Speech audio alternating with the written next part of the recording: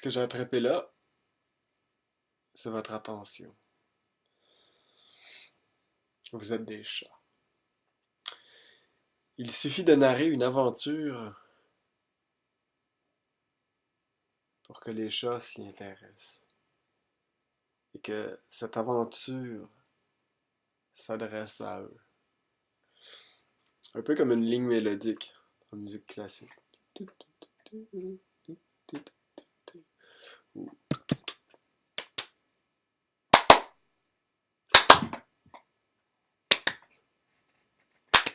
Ça captive les chats, ça. Mais l'anaphore, ça a ses limites, quand même.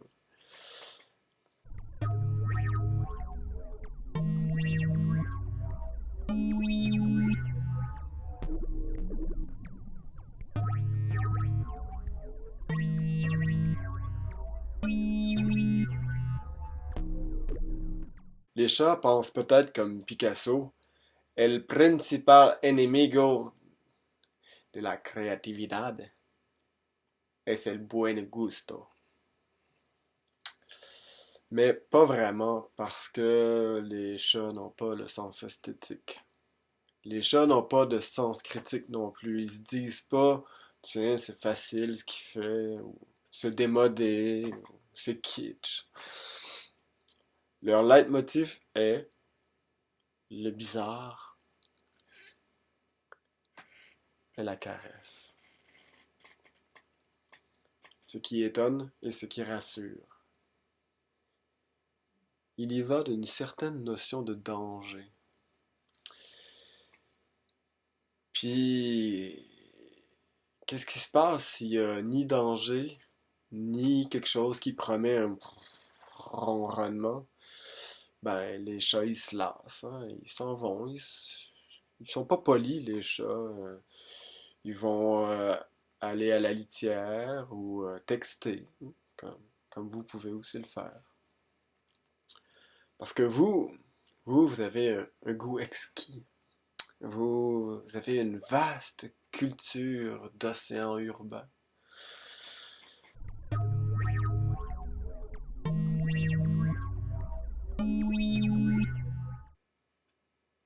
Qu'est-ce qui captive votre attention? De quoi je pourrais bien parler?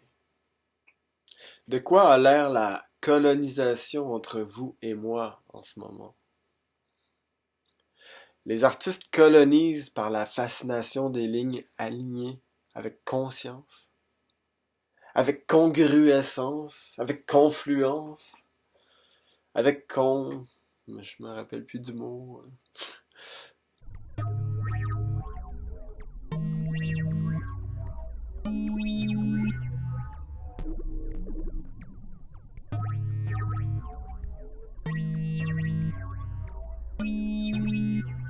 Les lecteurs colonisent le livre, eux, pour s'en faire de la vie.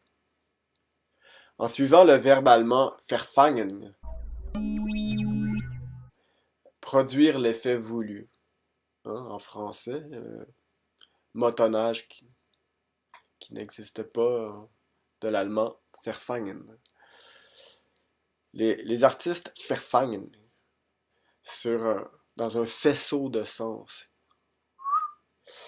Les lecteurs, quant à eux, mettent leur prisme dans le faisceau pour détourner le sens à leur goût. Michel de Certeau.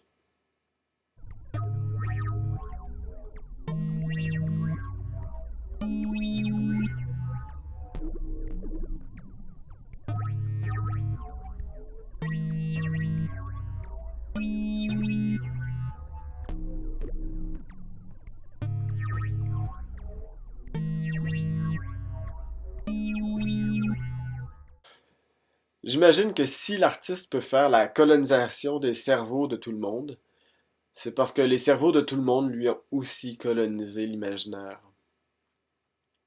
On se promène dans les mêmes architectures, sur des tangentes établies en intelligence. Quand j'emploie le mot intelligence, euh, ça a rien à voir avec les notes scolaires. Hein. C'est plutôt le lien, l'idée du lien. Donc on reste dans le sensible. Comme les chats, hein, n'est-ce pas? Ou même une fois avec les vaches. Hein? C'était drôle. Euh, L'artiste joue dans des signes qui lui préexistent et y met de son intelligence. La page n'est jamais blanche. C'est une écriture développée sur les bribes d'un monde déjà présent. La page n'est jamais blanche. J'ai des bribes écrites ici et là, desquelles je peux toujours rebondir. Ce qui est écrit fut d'abord vécu. Il suffit de se syntoniser sur le vécu pour que le corps, dans l'instant présent, hyperactive le clavier didacte. Ou bien ça devient l'ossature d'un texte, en étant bien solide, un bon jet. Ou bien, mauvais texte, démantelé en petits bouts de la matière pour un autre texte, un jour, par bribes. Par contre, notre génération abuse des bribes ici et là, à rabouter des textes avec des copier-coller, l'ossature polluée de bribes risque de perdre l'intelligence. Je le confesse. Donc, on fait un texte qui a une direction claire, punchée. Là, on y ajoute des bribes vieilles et nouvelles pour l'étoffer, hein, des petites bribes qui ont du panache. Et finalement, on efface les bribes ajoutées, parce que finalement, le texte a perdu sa direction claire. Donc c'est comme Pénélope qui tisse sa toile le jour et la détisse la nuit.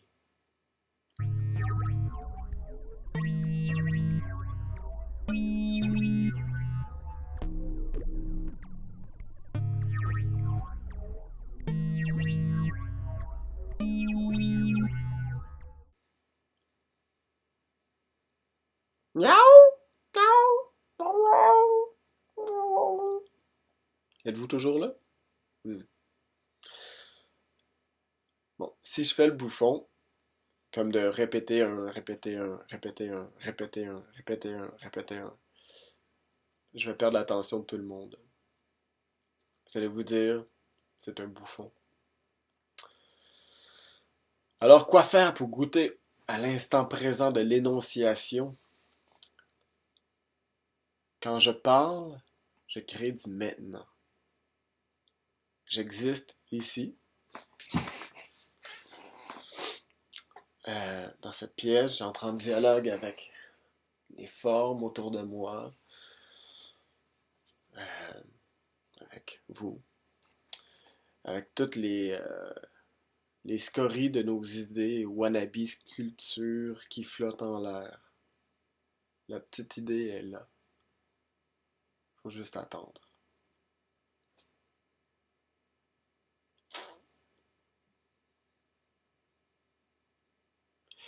Écrire, écrire, écrire, écrire, écrire, écrire, écrire, écrire. Pour qui? Pour qui? Pour qui? Pour qui? Pour qui? Pour qui? Comment être dans l'intelligence, le développement syntagmatique des signes et non dans l'explication paradigmatique?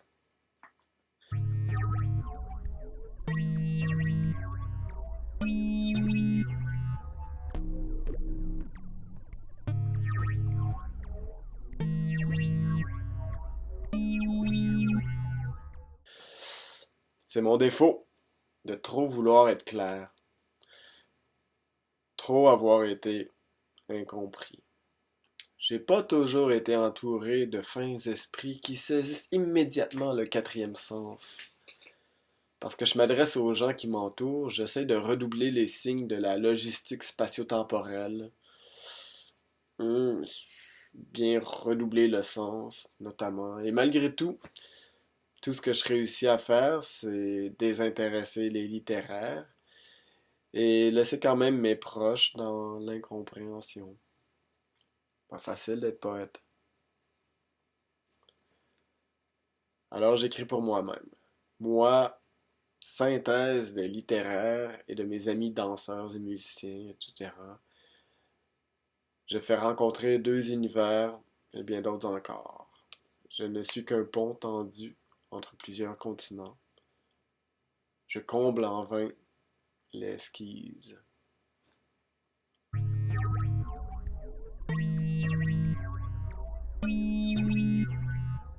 J'écris ce que je voudrais lire. J'écris pour moi. Pourquoi?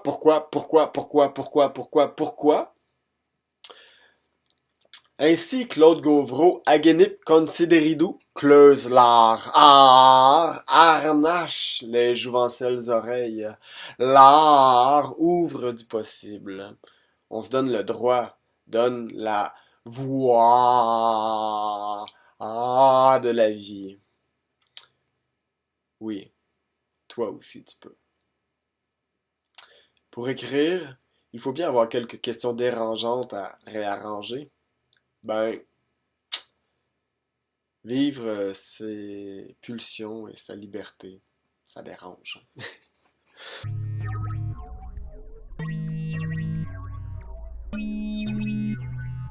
Je veux donner de la liberté pour que le monde prenne leur liberté, pour que je ne sois plus le seul bizarre dans la place qui se lâche lousse. Je veux qu'on me lise puis qu'on ait envie d'arnacher sa vie. L'art béni. Et je rêve que mes poèmes ne soient rien de moins qu'épargnables.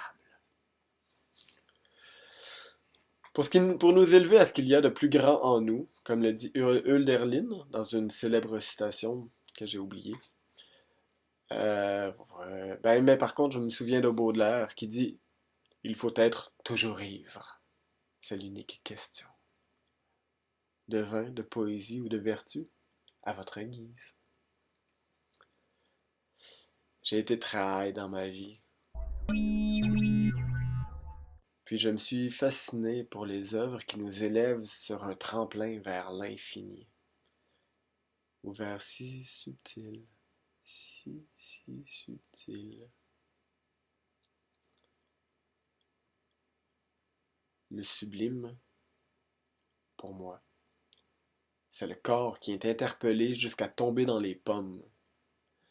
Toutes les pulsions rassemblées en un point, Faust courant dans la plaine sous les dieux, psilocybine qui décide de l'humanité. J'ai vu tout ça.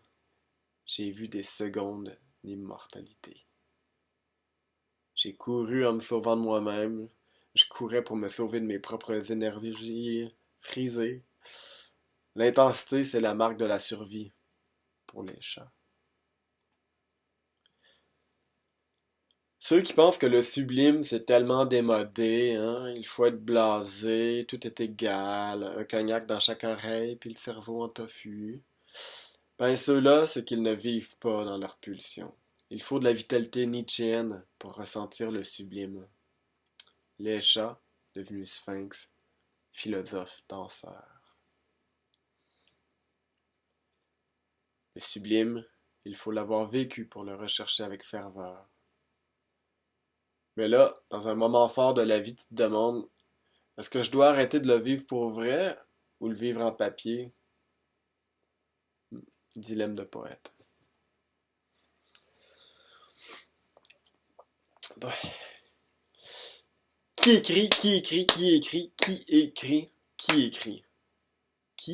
écrit? Je suis androgyne et suicidaire comme Jésus. Et en outre, oui, certainement, homme jachère de l'œuvre arrache-poitrine. Euh, Depuis peu, Maelstrom est même devenu un trademark. J'ai mon logo comme une compagnie. Tabarnak. Je suis l'homme sandwich de ma propre pub. Bienvenue dans l'art enregistré du capitalisme intégriste fondamentaliste. Bon, c'est ça. J'ai pas envie d'en parler plus.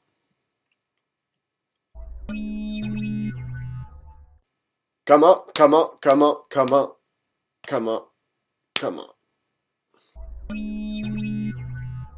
Au nom de la syntaxe, Un mot en adoube son suivant. Ça, c'est la pulsion pour les chats instinctifs. Après vient le travail de peaufinage. Ça, c'est pour les chats intellectuels. Pour m'assurer que les ligatures amènent l'attention là où je veux. Avec quoi? Avec quoi? Avec quoi? Avec quoi?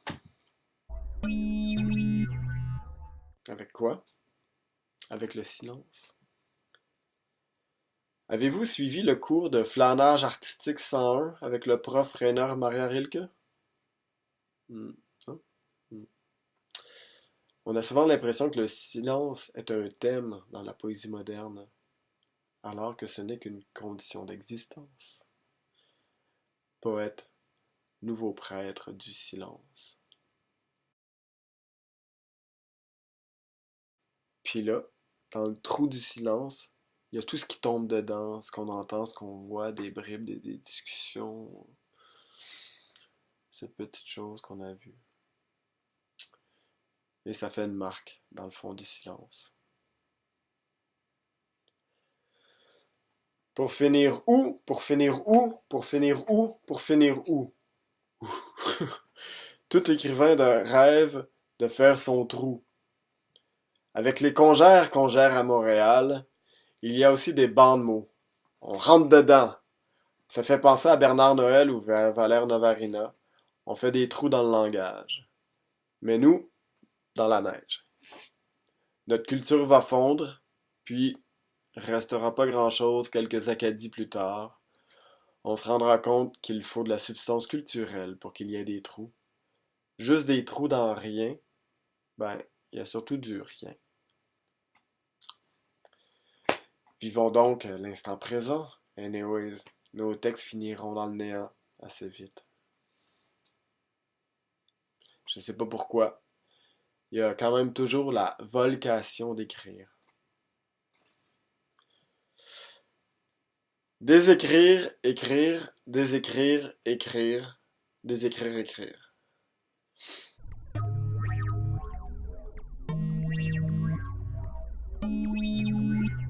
La poésie n'est pas surtout un style littéraire, plutôt une façon d'aborder le monde.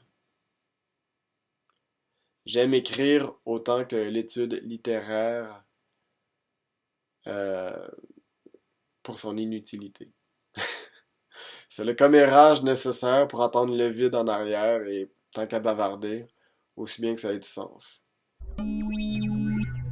Sans sens, c'est plate, voire même difficile à soutenir. Écrire, tout comme l'étude littéraire, donne l'illusion d'avoir du sens. Et pourtant, quand la vie s'effondre, aucune minutie littéraire ne pourra jamais la relever. Conclusion sur mes propres simagrées. La grandeur de la liberté se mesure à la contrainte du cadre. La contrainte du cadre donne envie de tridimensionnalité.